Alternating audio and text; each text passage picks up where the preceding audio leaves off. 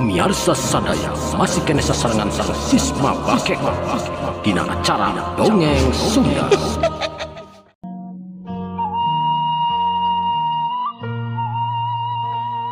Bismillahirrahmanirrahim. Assalamualaikum warahmatullahi wabarakatuh. Alhamdulillah wa syukurillah mitra-mitra kaum dangu sadayana urang masih kena tiasa patepang dangu deui. Tiasa sasarangan deui sok sanes mung di Jomantara ngalangkungan channel Siswa Bakekok. Alhamdulillah dina dinten ayeuna urang neraskeun deui hanca dongeng anu katunda dina dinten kamari jajar nasi peloy karya Carsun Bakekok dina dinten ayeuna teh neraskeun bagian kana 107 na. Mudah-mudahan ku ayana ieu acara dongeng teh sing ngajantankeun panglipur kalbu panggebrahmana hiburan kanggo mitra-mitra sadayana di mana wae ayana. Disuklakna disiklukna anu sami-sami mika cinta tur mika resep kana seni budaya Sunda etang-etang ngawamule seni urang seni tradisional Sunda. Mitra-mitra kumaha dararamang dina dinten ayeuna dina sasi-sasi ayeuna teh urang sadayana nuju digempur ku hujannya ieu. Tapi mudah-mudahan we ku kituna hujan teh sing janten manfaat atuh anu nuju kenging kamusibahan, musibah lahir, musibah batin, anu nuju teu damang, mudah-mudahan teu damangna sing engal-engal diangkat panyawatna tur didamangkeun di sabihara-bihari kana nuju kenging kamusibahan, mudah-mudahan atunya musibahan asing dikentos ku kabagjaan. Atuh kanggo urang sadayana mudah-mudahan urang sadayana sing aya dina ginanjar kawilujengan di sehatkeun salawasna, dipanjangkeun yuswa, diagengkeun rezeki, amin. Mitra-mitra pribadi sok nganuhunkeun pisan ka sadayana anu tos masihan dukunganana, anu tos masihan subscribe-na, atau kana kanu teu acan masihan subscribe mangga di-subscribe supados channel ieu tetep aya tur tiasa masihan hiburan-hiburan anu langkung saeudeuna. Tuh kukituna seperti yang kolong tinggal waktu mangga orang dilajengkeun wae dongeng Sunda teh wilujeng ngaukeun wilujeng manco dina hapena sawang-sawangan prung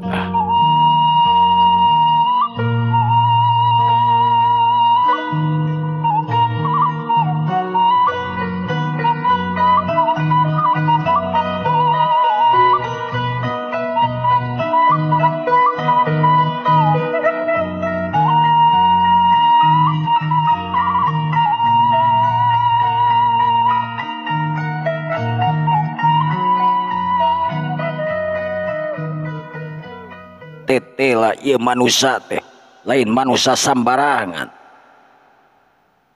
Aing geus ngabaca ti samemehna ieu geuningan manusana ieu mangkelukna anu ngaran si Peloy. Ceuk harita Prabu Hyangwana beri neuteub seukeut ka si Peloy. Pok Prabu Hyangwana ngomong ka si Peloy, Peloy.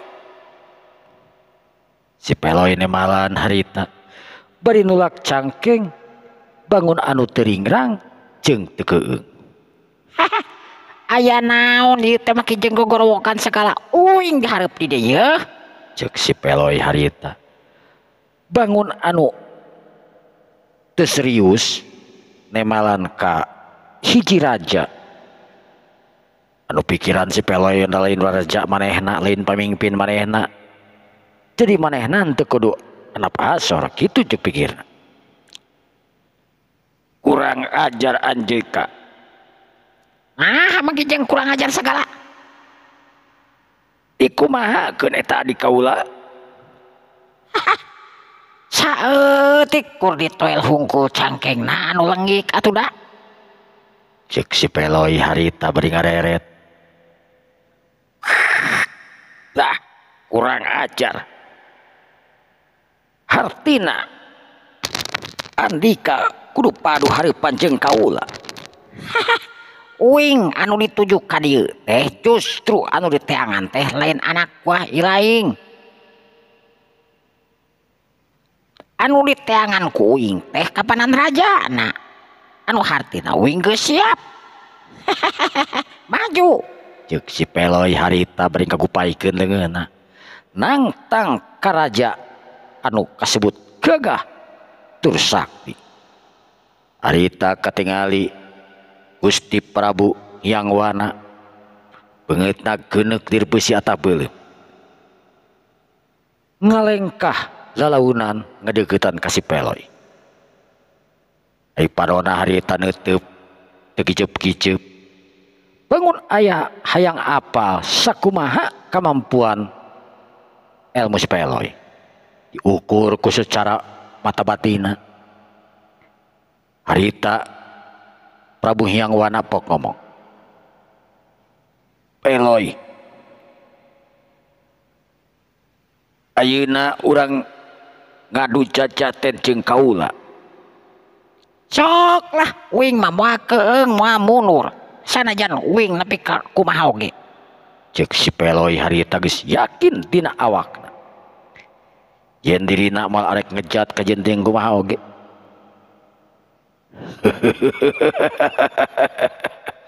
Kumaha nih anjeun, kaula anu ngaran Hyang Wana tangtu anjeun can apal saha kaula. Nah uing mah teu kudu apal gelut mah gelut we. Cek si Peloy harita. Harita Hyang Wana ngarasa asa dilecehkeun ku si Peloy. Hiji pamor raja anu memang kasebutan di nagara jin mah geus eueuh nu mapakan samalah raja babaturan si Peloy oge harita lain teu mampu ngan penah teu wani sagawayah jang ngalawan ka Prabu Hyang Wana. Pok harita Prabu Hyang Wana ngomong ka si Peloy, Peloy, geura rasakeun ieu pangawasa ti kaula. Harita Prabu Hyang Wana langsung awatak kakuatanana. Rasa harita aya hawa anu ras tiis leuwih tiis tibatan es teuing sabaraha derajat tiisna nepi ka heureut sababaraha waktu harita awak si Peloy lir ibarat ngabeku. Tapi lain ge si Peloy anu geus asa ku pangalaman,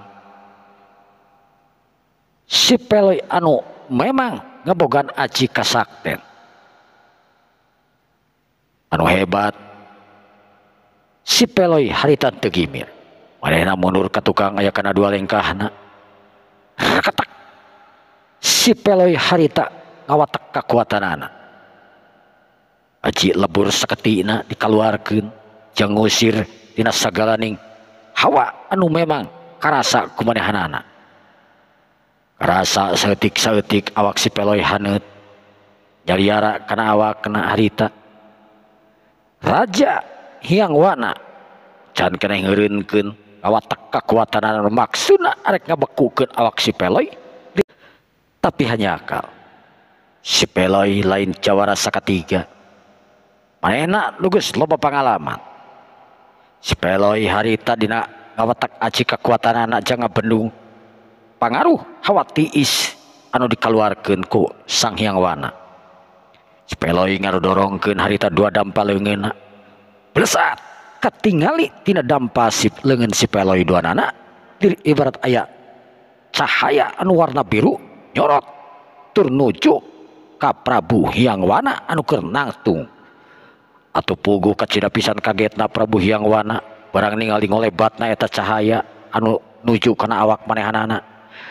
Prabu Hyang Wana harita sakolebat ngejat ka tukang tur ngacuralitkeun awakna. Eta cahaya langsung niban kana pot-pot bunga anu memang garde di dinya teu bisa dihalangan. Teu antap parah eta pot kemang teh langsung hancur lir ibarat bulir-bulir beas mancawura kaditu kadieu. Kaget anu luar biasa sakabeh anu aya di dinya barang ningali kakuatan si Peloy anu semacam kitu. Wah kadala kakuatan naon anu dipimili ku ieu manusia. Urang ajar. Prabu Hyang Wana harita beuki amek ka si Peloy. Harita Prabu Hyang Wana didakep sidaku tunggal dina sidakap sedulku tunggalna harita Prabu Hyang Wana ngawatek kakuatanana mangrupakeun aji siluman anu di jadi angkeuhanana kumanehanana. Katingali Prabu Hyang Wana saeutik saeutik awakna robah, beuki lila robahna, beuki awakna beuki ngagedean.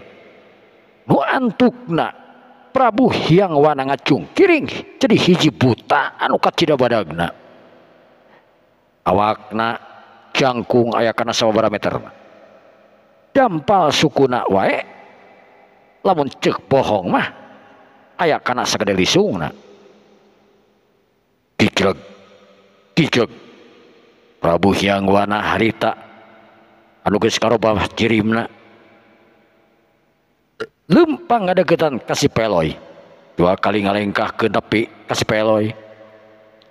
Karasa lempangna Prabu Hyang Wana teh nepi ka oyag saantero jagat di nagara Jin. Sakabeh jalma para ponggawa tur prajurit anu nyaksikeun manehna apal lamun Hyang Wana geus ngagunakeun ajian kawas kitu. Biasana tara aya hiji oge anu mampu ngalawanan ka Prabu Hyang Wana.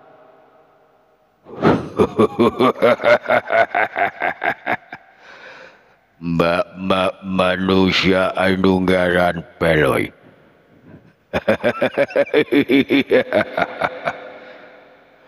Kau di podaran kuai bakal di podaran dihakan atah-atah. Wow. Prabu Hyang Wana harita dongko ari si Peloy anu tangah ningali kana beungeutna Prabu Hyang Wana harita lain gimir lain sieun kalah kan.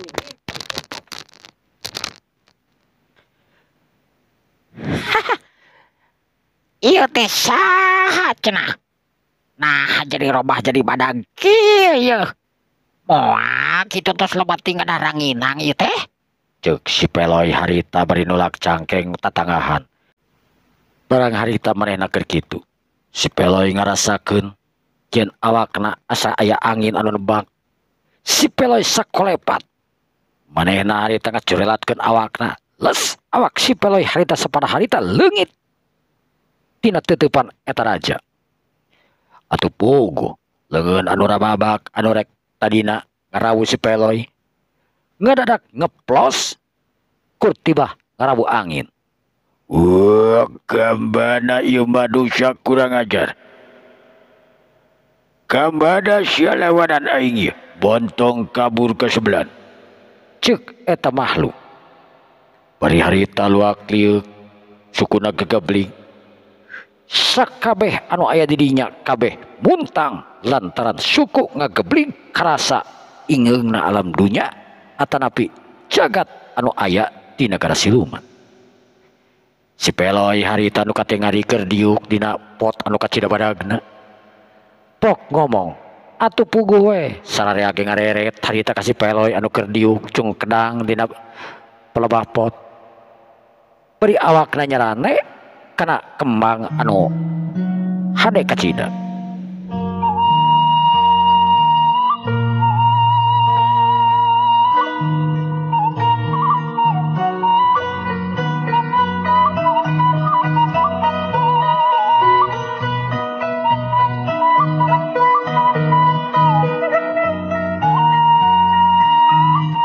Para mitra kaum dangu sadayana, Prabu Hyang Wana anu culang cileung neangan kamana leuwih awakna si Peloy. Harita kadenge ku Prabu Hyang Wana si Peloy anu seuri. Parangeret katingali si Peloy harita keur ucang ange weh dina pot bunga. Wah, kurang ajar. Pot bunga anu dipusti-pusti ku aing eta kembangna jeung potna make jeung didiukan. Kurang ajar. Cek Prabu Hyang Wana harita beri sakolebat nalapung kana eta pot anu aya dipake diuk ku si Peloy. Hiu beledag pot bunga anu badag kacida teh harita ancur tur ngapung teuing nepi ka mana.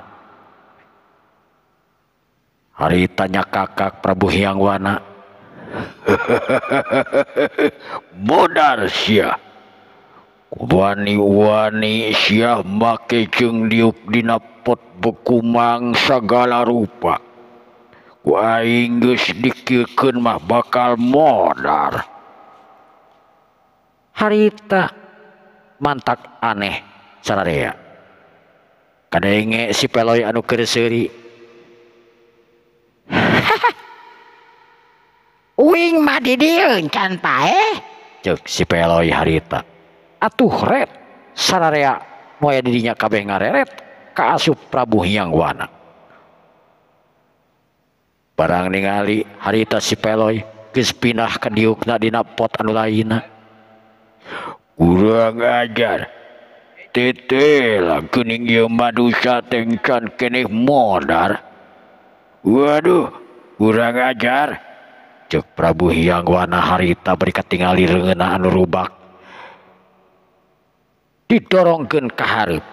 Belesat katingali aya cahaya anu warna koneng. Ngebelesat arek ngahajar kana awak si Peloy. Si Peloy harita teu nyingkahan panarajang nangtung harita dina pot kembang anu kacida gedena. Ukuran si Peloy mah eta pot kembang teh mani kacida gedena. Sabab bisa ditaekan jeung bisa dikumaha. Tapi ukuran didinya ku raja buta mah memang pot bunga teh leutik lir ibarat pot biasa. Harita si Peloy nadah datangna eta cahaya anu kabelesat maju kana awakna.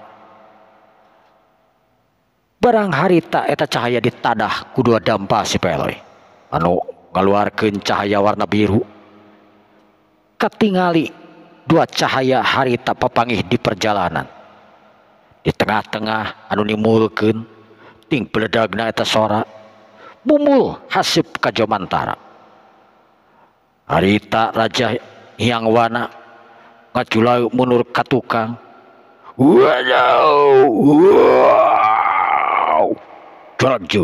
Jaligju kubrag. Prabu Hyangwana harita ngagedebut ningang ka para prajurit anu memang keur ngabaris. Anu katingang ting koceak lantaran Prabu Hyangwana awakna anu kacida badagna jeung teas sanajan kitu Prabu Hyangwana mah sigah anu hampang. Harita Prabu Hyangwana ngagedebut nang karak pengkang. Awakna nyurudan ngaleutikan jadi normal deui. Jadi Prabu Hyangwana anu asalna. Katingali Prabu Hyangwana sumengir nahan kanyeri bari nyekelan dadana. Aduh, kurang ajar manusia. Aing kakara saumur hirup nepi ka lagrag ngacengkang kawas kieu ku hiji manusia. Ceuk Prabu Hyangwana dina pikirna, ieu manusia teh bener-bener hebat tur luar biasa. Prabu Hyangwana maksakeun hudang beri jajalik jegat. Jorelat jeung si Peloy anu siga simet. Ari tengah jorelat terus nangtung hareupeun Prabu Hyangwana. Nangtung mancuh beri neuteup ka Prabu Hyangwana. Kumaha lamun geus kieu? Ayo gerak teruskeun atuh ah. Manya raja kawas kieu ieu teh. Ceuk si Peloy harita beri nolak cangkeng nunjuk-nunjuk ka Prabu Hyangwana. Prabu Hyangwana kurva harita panona anu buburi lengan. Beungeut geuneuk lir beusi atah beuleum. Prabu Hyangwana dina dadana harita menghapna katingali nahan amarah anu kacida hebat. Pok Prabu Hyangwana ngomong, manusia kaulah ngaku kana kahebatan anjeun, kaulah ngaku kana kahebatan Andika, tapi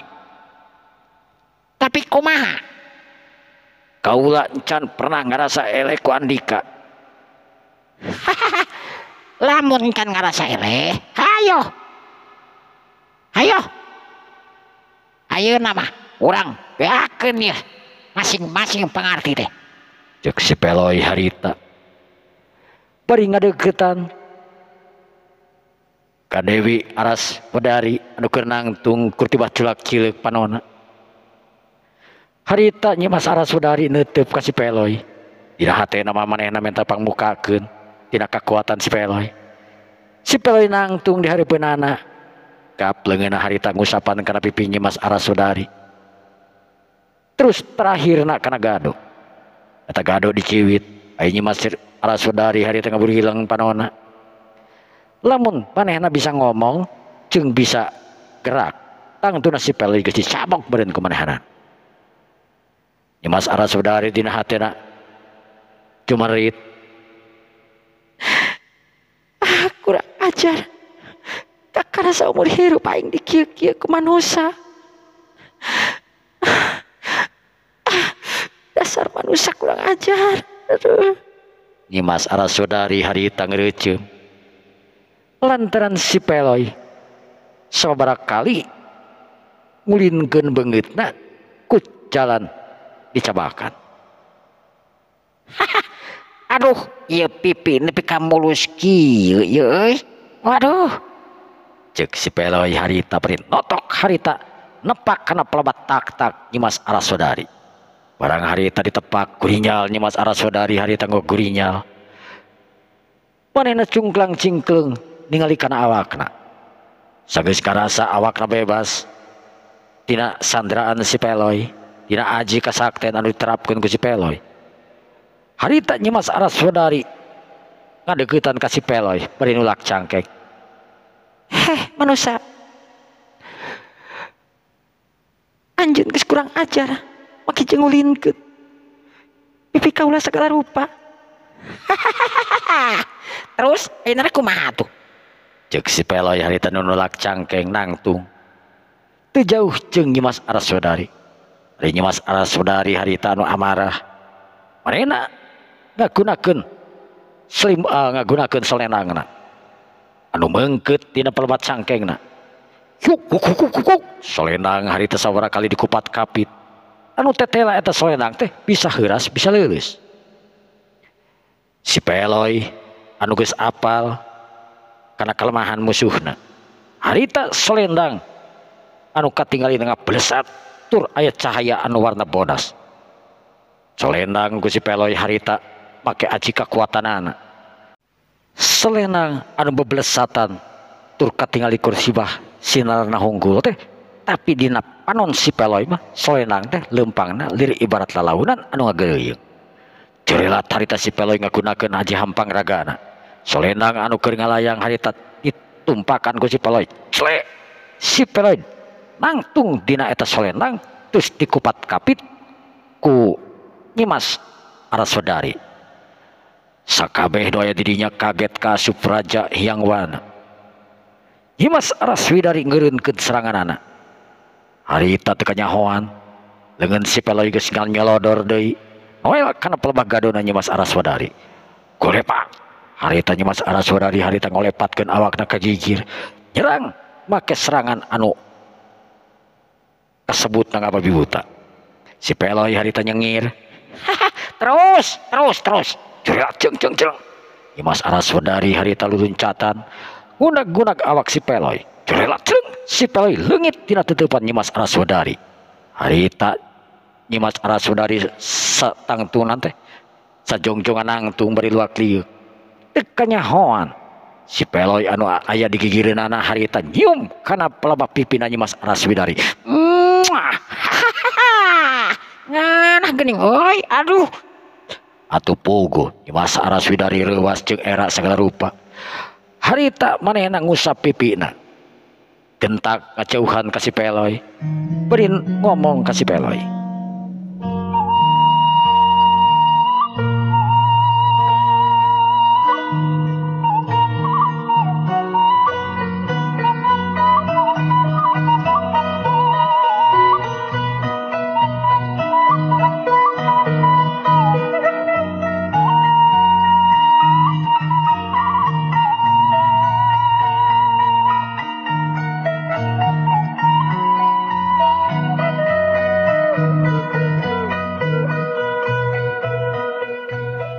Para mitra kaum dangu sadayana.